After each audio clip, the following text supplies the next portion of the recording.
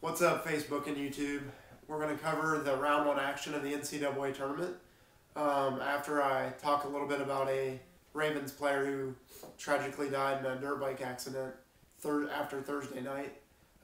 Trey Walker's his name, second-year defensive back for the Ravens. So we just kind of wanted to say rest in peace to him, and hopefully the Ravens can kind of help each other through that.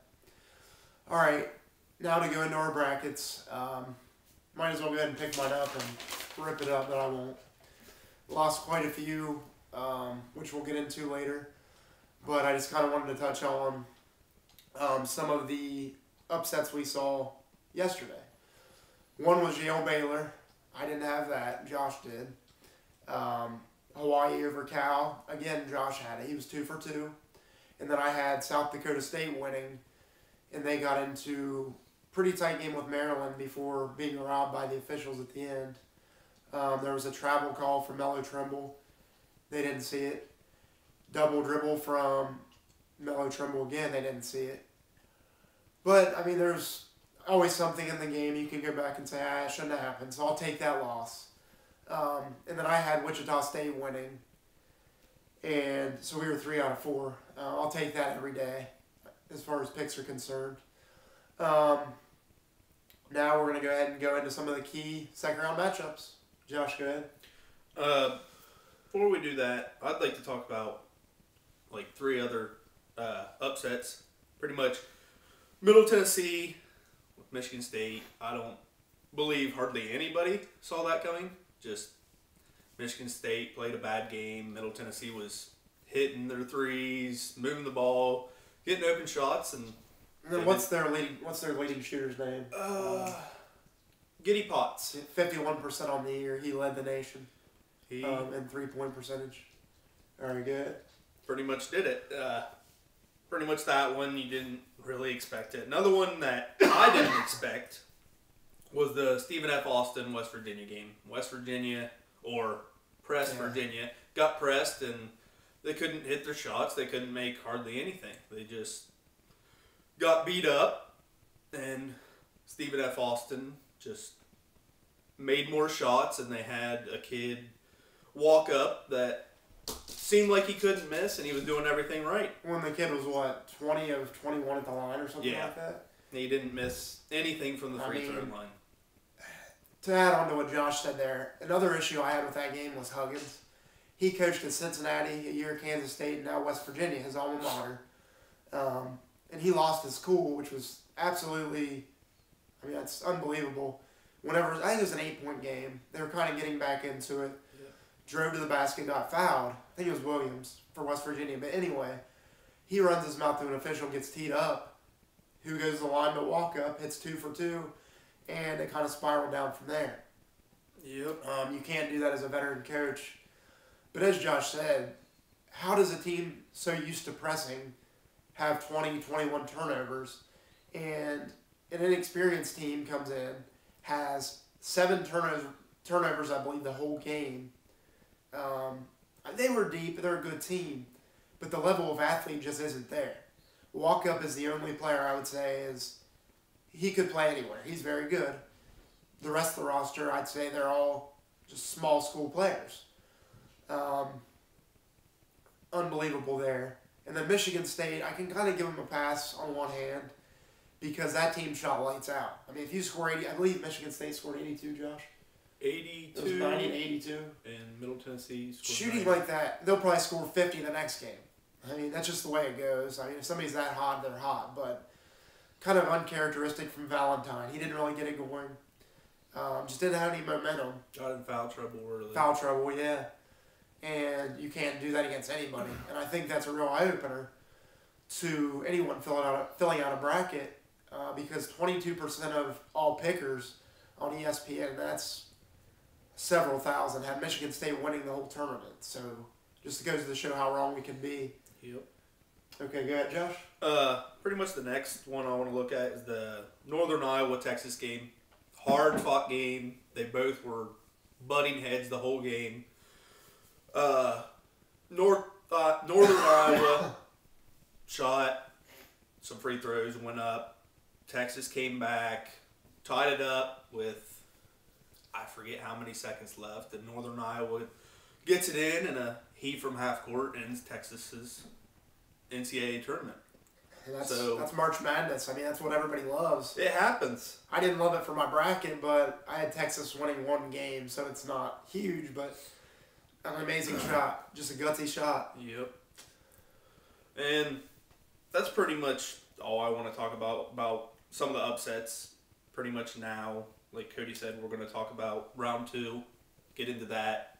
Might talk about our key matchups and maybe 1 or 2 upsets here and there. All right, I just want to go back for a second.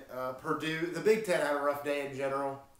Like we said, Maryland should have lost. Purdue played zero defense. They got beat by Little Rock, a team that seemed to have some skill, but again, Purdue played supposedly in a tough conference, and it just couldn't handle the pressure of a big game, it looked like, down the stretch. Hawaii, I don't want to take credit away from them, but on one hand, they were against a California team missing 2 starters. I believe the one guard, what did he do, break his foot in his dorm. Just a freaky accident. Something like that. And then the other one broke his hand in practice. Yeah, so. And those are things you can't plan for. So that's 2 key players. They average close to 30 a game between them. So there's not much you can do to make up for that. I'll go ahead and start on my key matchups here coming up. My favorite game of the day today is going to be Kentucky-Indiana. I have that as an upset pick. I have Indiana. But they won the regular season Big Ten title. They're a talented team. Yogi Ferrell, skilled guy. I believe he's a senior, correct? Yes. He's a great shooter, just an all-around athlete. Kentucky, as usual, has the young, just freakish athletes that Calipari seems to get in and year out. My second upset will be Wichita State over Miami. I had them in the first round as an upset, but I think the committee really screwed up there. They could have very easily been a 5 seed, and no one should have blinked an eye. Like I said in the last video, they went to a Final Four together a couple years ago. They have won, the senior class has won 122 games, now 123 together over the last 4 years. Talented team with shooters, defenders, you got speed. They're a good team. So look for them to at least challenge Miami today, win or lose. I think the guard spot's going to be a place to watch. Utah versus Gonzaga. I think Utah's going to win, but I think with the bigs that Gonzaga has, it's going to be a dogfight. It's going to be a 6 or 7 point game at the end, I think, with Utah prevailing. I have others, but I'll go ahead and go back to Josh so we don't take up too much of your time. Pretty much, like he said, those 3 matchups are going to be excellent games. I think so. I think most of them are going to be beat them up, take it to the end. Some of mine are, I think Yale has a chance against Duke just because Duke's not a deep team. They play 6 guys, that's it. And Yale, they're just to pretty much pound it in, get whatever you can, and win. They don't have anything to lose. They got their first win in the first round, and so did Hawaii. So did Hawaii. That's the amazing thing. You have Hawaii and you've got Yale winning their first NCAA tournament games in program history. Yep. And going on that, the Maryland-Hawaii game. If Maryland plays like they did in the first game, turning the ball over, can't really hit shots, I think Hawaii could take it just because on the East Coast, I know not many teams have seen Hawaii play. And they got a great big man, and they know how to move the ball. It's just a well-put offense that they run to perfection almost. So I'd have Hawaii over Maryland. In some cases, it all depends on how Maryland comes out and plays. Another one I really like is the 10-15 matchup with Syracuse, Middle Tennessee State. I think Syracuse plays that grinded out zone that is long, always. It's always been long. Middle Tennessee, if they can stay on key and hit their shots, I think they might have a chance. It all depends on if they're hitting the 3 ball or can break the zone. So pretty much with that, that's pretty much our matchups and everything that we think are key to somebody winning round 2.